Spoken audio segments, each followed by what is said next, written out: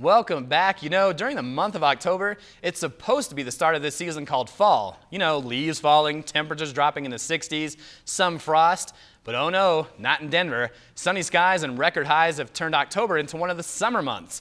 And you might be asking, what's your point, Eric? Well, besides me complaining about the heat, it's a beautiful time for the cross-country team to be out and about making strides in the regional rankings. The Roadrunners first traveled to Boulder for the Rocky Mountain Shootout, the 14th ranked men's team ready for the 8K race. It is the 25th year of the Rocky Mountain Shootout. Carl Arnold finishes 15th overall and sets a new personal best in the 8K. Iger Erickson finishes 19th. Sean Limbaum crosses the line in the 23rd spot. The team finished 3rd overall among Division II teams. On the women's side, junior Senya Flores finished 8th overall in the 6K race in a time of 22:07. Freshman Vicky Van Alstine Tower finishes 44th. Julie Hernandez places 50th. And Carrie Allen and Kristen Yarkowski finishes 65th and 68th respectively. The women finished 9th overall as a team. Then the team hosted the Mile High Invitational in Wash Park, and the home team did not disappoint. Mares leading the race, but unattached Metro runner Brandon Johnson and Arnold are close behind. Arnold eventually works his way to the front, and from there the junior crosses the finish line in first place, helping the team to a first place finish overall. Limbaum finishes 4th, Erickson right behind him in 5th, Mares in 6th, and Simcox finishes in the 11th spot overall. All 5 runners set personal bests in the 8K race. The women's team placed 2nd overall as a team. Flores finishes in the 5th spot, and Tower finished in 9th at 23:26. It was a great month for the cross-country team, and it doesn't end there. The team will head to Las Vegas, New Mexico for the RMAC Championships on November 6th. So check out GoMetroState.com for all the updates on the conference championships, and we hope to bring you those highlights on the next show. Once again, we thank our sponsors who help us put this show on the air. The Comfort Inn of downtown Denver. With their fabulous location, stunning atmosphere, and free breakfast, their special Metro State rate of $79 is hard to beat. And of course, Dex. Dex is your most complete, up-to-date source for information in the book and online at dexknows.com. Thanks for coming back to the show. And now what all you basketball fans have come to see, the season previews of our 2010 basketball teams. And Mama didn't raise no fool, so we'll let the ladies go first. Michael Gibson has the story. The 2009 women's basketball team battled through injuries and adversity to earn not only a winning record, but an upset of number 2 seed Colorado Mines in the RMAC tournament. While hardship can bring a team together, the Roadrunners hope basketball can be the focus in 2010.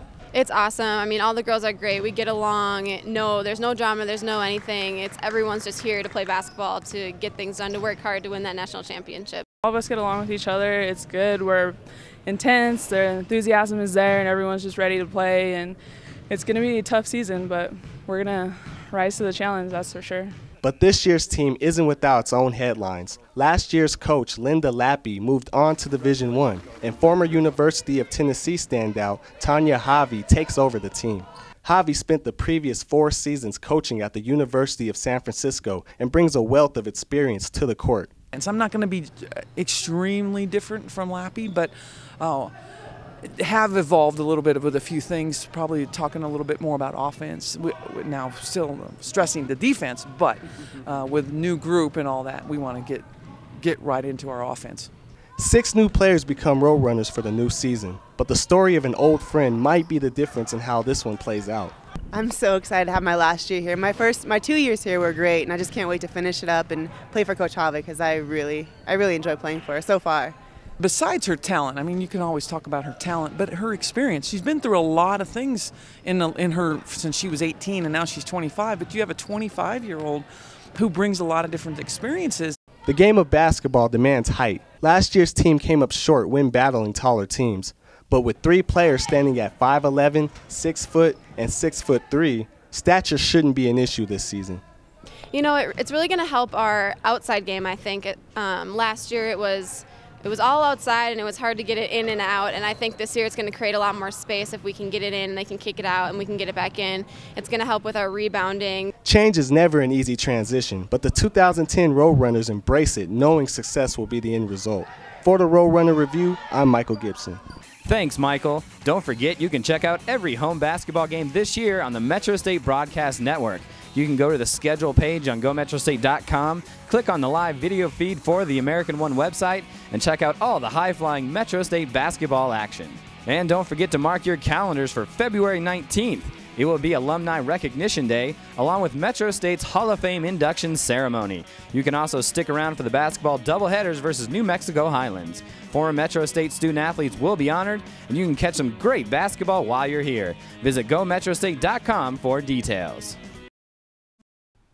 Now it's the men's turn as we continue to bring you the season previews of our basketball teams here on the Roadrunner Review.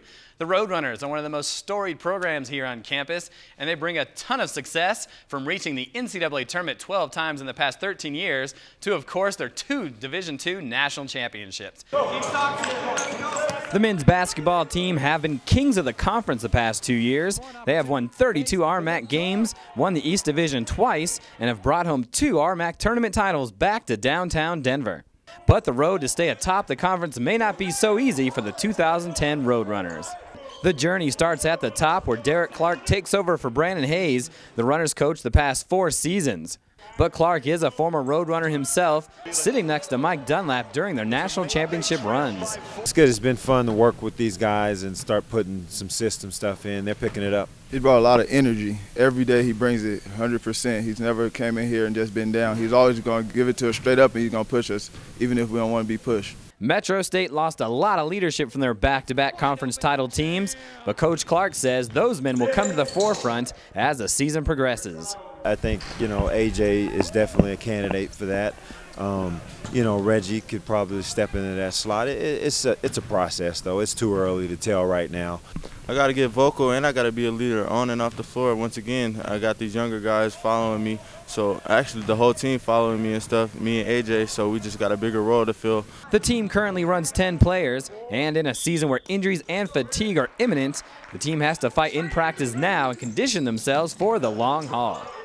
We got to stay healthy. Keep guys on the court, everything else like that, and we'll be all right. I mean, it's a grind. I mean, we got to just compete in practice. We got to go against the practice. That should be the best team we play against is ourselves, pretty much. But we just got to grind it out and just have each other's back and just get tighter as a unit. No matter what season the team is fighting through, every team in the RMAC will be gunning for the Roadrunners. All right, hold on to your remotes. It's time for the top plays brought to you by Miller Coors. We'll start off with a top performance as men's tennis player Lucio Cangiano wins the 2010 ITA Central Region Singles Championship back in early October. He's only the second Roadrunner ever to pull off that feat. Play number 4 comes from volleyball. Junior Julie Cassot crushes a career-high 22 kills versus Colorado Mines on October 24th. Here is kill number 18 that took care of her previous high of 17. In play number 3, Becca Medina falls to the ground but crosses the ball anyway to Aaliyah DeGeneres, who taps it by the keep. Nice work by Medina to stick with it. Carl Arnold III is the man in play number 2. The junior loving the home track advantage, cruising to the first place finish. Arnold's time of 25 minutes and 35 seconds broke the school record, and Metro won the team championship at the meet.